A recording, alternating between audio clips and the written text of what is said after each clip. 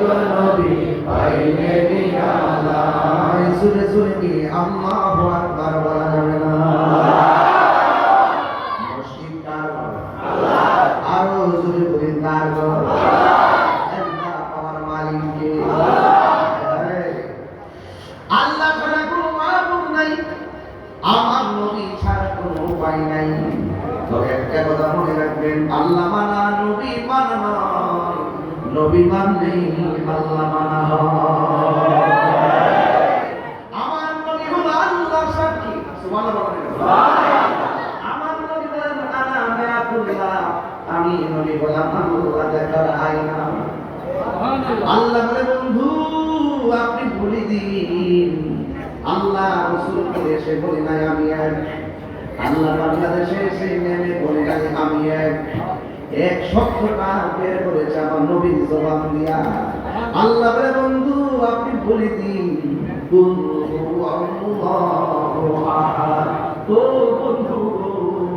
আপনি বলে দিন আমি আল্লাহ এক ওয়াহিদুন এক আহাদুন এক এখন এখানে আল্লাহ ওয়াহিদুন ব্যবহার না করে এখানে আহাদ কেন বললো মৌলবী তোমরা মাদার পুজোয় বলে গালি দাও সাফার দাগ পাওয়াই বলো কায়দা বলছি কায়দা যখন আম্মা সালাম করতে বসে কায়দা পড়েছে তখন আম্মা পড়াইছে আমি সাক্ষ্য দিচ্ছি আল্লাহ ছাড়া কোনো মাবুদ নাই আশহাদু আল্লা ইলাহা ইল্লাল্লাহ পড়াইছিনি সবক দিছিনি আরে বড় যখন মা কাছে যেতে যাই নাই বারোটা যাই নাই তখন আমার মা সালাম করতে বসে কইছে খবরদার আল্লাহ হলো একজন নবী হলো আল্লাহ রাসূল আর এখন কায়দা বলতে ভাস করছি নবীরা বাপ দিতে বুঝা আমরা বলি আল্লাহর সঙ্গে শরীক করি ওরা পুতাবাস ওরা কি এই জন্য আল্লাহ রাব্বুল আলামিন বলেন ও বন্ধু আপনি বলে দিন আমি আল্লাহ এক সুবহানাল্লাহ আল্লাহ কয়জন এই দেখেন সূরা ইখলাস আমরা প্রতিদিন নামাজে পড়ি আল্লাহ রাব্বুল আলামিন বলেন ও বন্ধু কুল হুয়াল্লাহু আহাদ আল্লাহুস সামাদ লাম ইয়ালিদ ওয়া লাম يولد ولم يكن له كفوا أحد سبحان الله এই সূরার দিন কেউ একবার তেলাওয়াত করে গো আমার নবী আপনার নবী বলেন গোটা কোরআন শরীফটা হলো 30 পারা আমার আল্লাহ রাব্বুল আলামিন তার আমলনামায় 10 পারা কোরআন খতমের সওয়াব দিয়ে দিবেন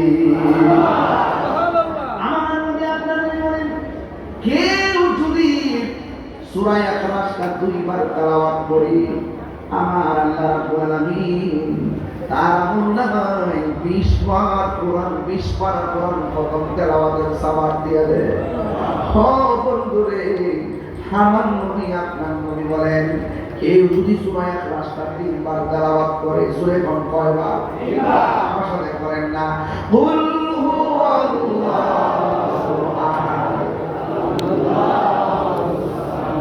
لم يلد ولم يولد ولم يكن له كفوا أحد আল্লাহর হাবিব ও রাসূলের মা চুনতার মা এখন সময় আছে সেই নবরের মা বললাম না যত জায়গা থেকে আপনারা এসেছেন শুধুমাত্র বলে দিয়ে যায় আমার আল্লাহ রাব্বুল আলামিন হাবিব বলেন কেউ যদি সূরা ইখলাসটা 3 বার তেলাওয়াত করবে আমার আল্লাহ তার আমলনামায় গোটা কোরআন শরীফ তেলাওয়াতের খতমের সওয়াব আল্লাহ দান করে দেন এই সূরা তেলাওয়াত দরকার আছে না নাই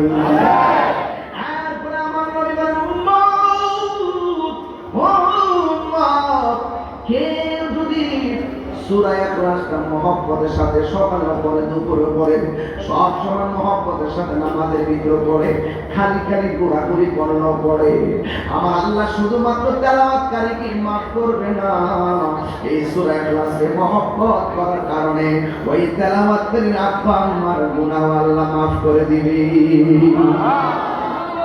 আমার গুনাহ মাফ হোক আমরা চাই কি চাই না তিনি কি রাসূলের ফাতেমার মতো নাকি আর জোরে রাসূলের ফাতেমার মতো নাকি ওই মা ফাতেমা সূরা ইখলাস পড়তেন, মাগরিবের নামাজের পরে 10 বার সূরা ইখলাস পড়তেন। ও বন্ধুরে, আমার নবী প্রশ্ন করেন, ও মা গো মা, ও ফাতেমা, কোরআন শরীফে এত সূরা আছে, তুমি এই সূরাটা সকাল 10 বার সন্ধ্যা 10 বার কেন পড়ো? মা ফাতেমা বলে, ইয়া রাসূলুল্লাহ, ইয়া হাবিবাল্লাহ, এই সূরাটাকে আমি ফাতেমা বড় ভালোবাসি। এই সূরাটার মধ্যে অনেক ফজিলত আছে, আপনি বলেছেন আমি শুনেছি। সেই দিন থেকে আমি এই সূরা ফাতিহাকে ভালোবাসি।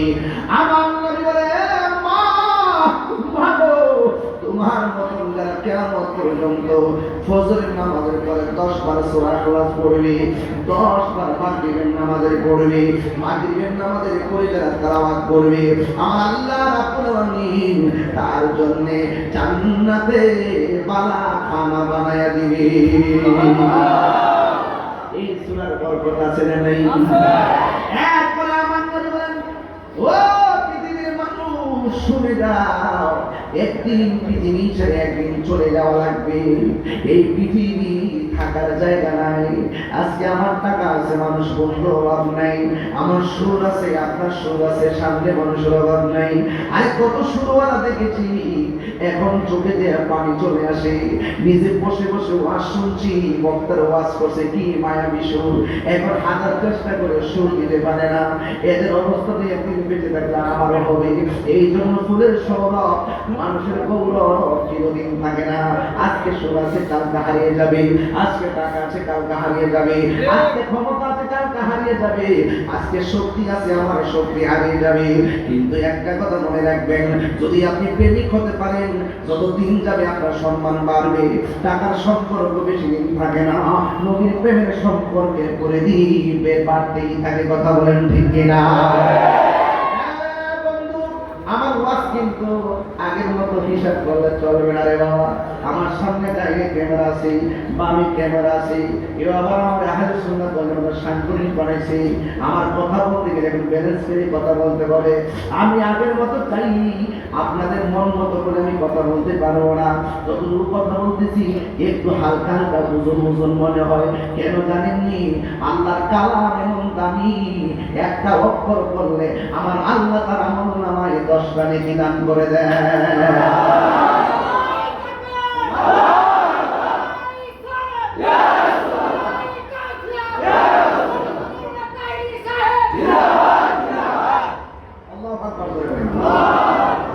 গভীর মনোযোগ দিতে হবে। আমার দিকে তাকান, দেখেন ওয়াজটা কোথায় নিয়ে যাই, কেন কার বলা হয়েছে। এখান থেকে ওয়াজটা শুরু করছি শুধুমাত্র আপনাদেরকে ঘুমন্ত মনটাকে জাগ্রত করার জন্য। আমিও তো অনেক দিন ধরে আসি না, কথা কোন ঠিক না? এই জন্য আমি এখান থেকে শুরু করছি, আমার আল্লাহ দিয়ে শুরু করলাম। যারা আমাদেরকে ট্যাগ লাগায় কথা কয়, বন্ধুরারি আমার মনে আসেনি রে বাবা, এই সুরটা বাজার মনে আসেনি। ও আমার রসুলপুরের বাবাজিরা গো, আমি জানি এই কান্দিলে আপনি ঢেউ উঠবে, তবে ঢেউটার একটা দিন একটু পরে কোন, একটু আওয়াজ করে কোন না আল্লাহু আকবার।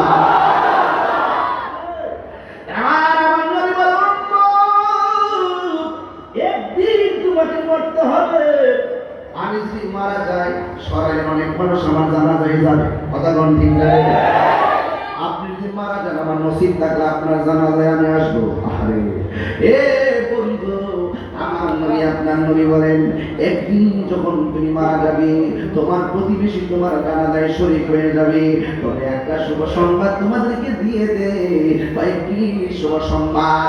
আমার নবী বলেন, যারা মহব্বতের সাথে সূরা ইখলাসটা তেলাওয়াত করবে, কুল হুয়াল্লাহ সূরাটারে শুধু ভালোবাসবে, আমার নবী আপনার নবী বলেন, সে যেদিন মারা যাবে, তার জানাজায় ভাই আসবে, বন্ধু আসবে, চাচা আসবে, খালু আসবে, আত্মীয় স্বজন তার জানাজায় লাইন ধরে আসবে।